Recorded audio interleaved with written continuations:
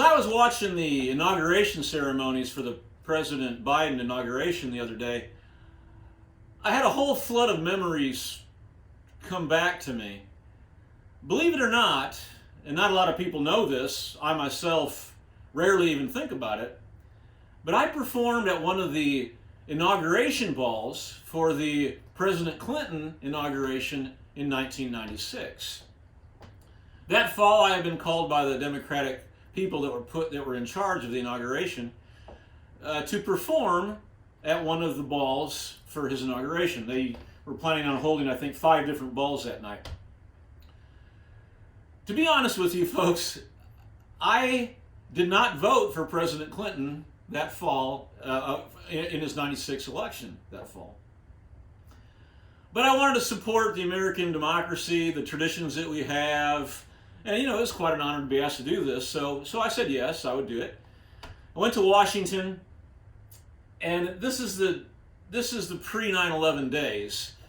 The inaugurations in those days it was the Wild West. It was like Mardi Gras. It was a gigantic party. It was just insanely fun. And I was having a great time. For the show day, I went down to the sound check. I did my sound check.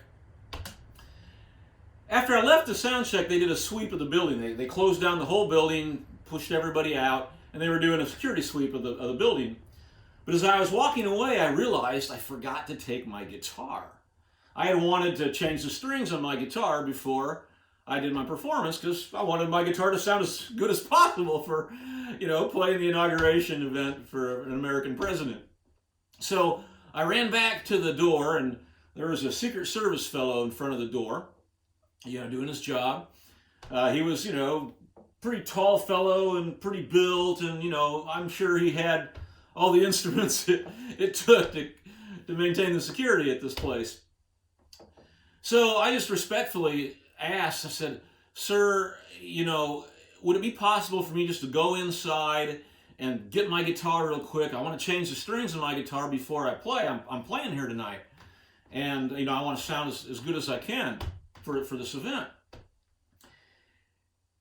He didn't say anything. He just stared at me with this really stern face and sort of shook his head. No. That was it. So I sort of took a step back. I said, "Okay, I understand, no problem. I really don't need to change the strings on my guitar anyway. Everything's cool." And I got out of there as quickly as I could. That night I came back to the show, back to the event. I think it was at one of the big hotels, or it might have been a State Department room. I can't remember now. But anyway, it was a big ballroom. Came back to the ballroom, and it was backstage, sort of. I was walking down the corridor to the dressing room. And as I was walking down the corridor, sort of down the hall, I could see, and the lights were kind of dark. I couldn't tell who it was, but I could see he was inside kind of a torn-up T-shirt, and he had this weird haircut, and, kind of a built sort of fellow. And he yelled out, he had sort of a southern accent. He goes, "Hey, there he is! There's the man! There's the man right there!" So I was like, wow, did Vice President Gore just walk in or something? So I turned around and I looked down the hall, and there wasn't anyone else in the hallway. So I wondered, what's this all about? And then the fellow walked a little closer and said, "There you are! Jason, man, it's great to see you." It was Billy Ray Cyrus. And, this was at the height of Billy Ray's, fame. He'd just come off the achy breaky heart smash success. And he was there performing too at this ball. We had struck up a nice conversation. He was a fan of Jason and the Scorchers. He used to see our band, back in Kentucky when he was starting out his sort of when he was formulating his own musical vision. So we had a great time talking and stuff, and just catching up and talking about music and whatnot. It was a good experience. Also on the bill was Jesse Dayton, and he had his full band with him. Billy Ray had his full band with him too, and Lucinda Williams was on that bill. There was 4 of us on the bill. It was sort of the country rock ballroom inauguration event. So I think Lucinda had I believe she had Charlie Sexton on guitar that night. And boy, she was on fire. She did a fantastic set. It was really, really good. She had started working on Car Wheels and a Gravel Road, that material at that time, and did a couple of those songs that night. It was really sensational. But everybody was great. Jesse did a great show, and Billy Ray was just cool. Me, myself, I performed solo, and this was before I developed my solo persona. You know, I'd been a frontman for 2 decades with Jason and the Scorchers, and all through the 80s and 90s. Had done maybe 2 solo sets the entire time. Everything was band in those days that I was doing musically. So, you know, I did the best I could. The funny thing about it, I remember, was before my set, someone walked up to me and said, I couldn't remember his name, but he was a member of the House of Representatives. I believe he was a Republican, and he was from the state of Georgia.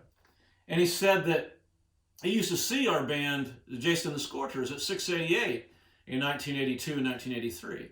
And he was a big fan. And he asked me if I would play Broken Whiskey Glass. So that was a cool moment that happened. I was also struck by the whole experience that there was Republicans as well as Democrats at this party. And they were all getting along great, and they were having drinks, and they were eating food, and listening to music, and dancing, and it was a really neat experience. I thoroughly enjoyed it. I think my favorite set was Billy Ray's set, because he did Achy Breaky Heart, of course, to close his set. And during Achy Breaky Heart, Vice President Al Gore comes out, and he just stood kind of to the side of Billy Ray and just stood there looking perfectly still, looking wooden. Because remember, they used to criticize Al Gore in those days for being too wooden. So he stood there really wooden, obviously really wooden. And then every now and then, he would break the formation when Billy would do one of his hook lines on Achy Breaky Heart, and he'd sort of move a little bit, sort of like a wooden statue. It was absolutely hilarious. Just a wonderful thing. I mean, I was laughing. Everybody was just cracking up. It broke up the whole room. Wonderful. So I think now I'll do a song from that time that I had written and recorded that year and put on the All Over Creation record. It closed the record, as a matter of fact. It's great. The band did a fantastic version of this song. Fats Kaplan played steel guitar on it. Warner did some fabulous guitar work on this track. And Jeff and Perry just nailed it. This is called I'm Stickin' With You.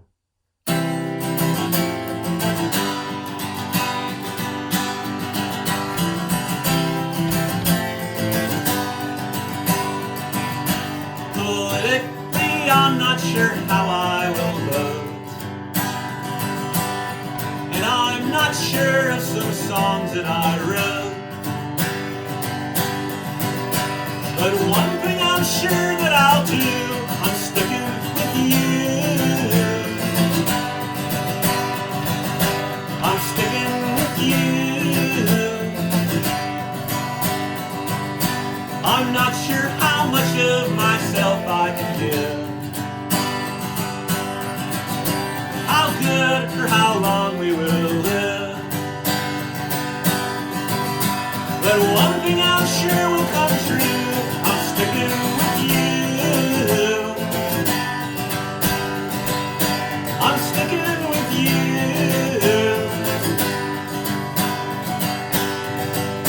'Cause everything changes and everything dies.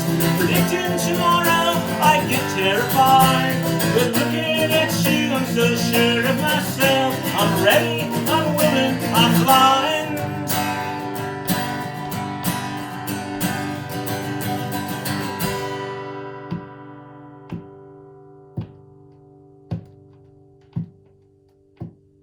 Now that I've given up most every dream,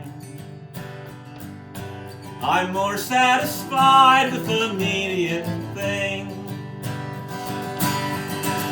Then one dream I'm sure will come true, I'm sticking with you. I'm sticking with you.